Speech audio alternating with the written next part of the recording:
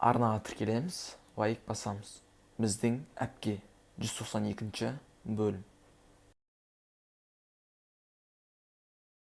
Фелиз менің жанымда болса да, болмаса да, орынсыз қалжыңдар, түкке тұрмайтын шынайы сымақ қылмақтар, еске ескеліктерді еске алу туралы қажеті жоқ. Сен не деп кеттің? Ол жерде не көрсең де өзіңді ұсташы, жарай ма? Ол енді не көргеніне байланысты, Денис. Неслихан, саған не болған?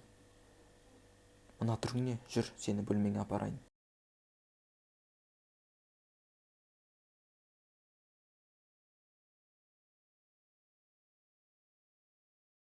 Біздің әпке 192 бөлімнің соңы. Аударған Нор Продакшн.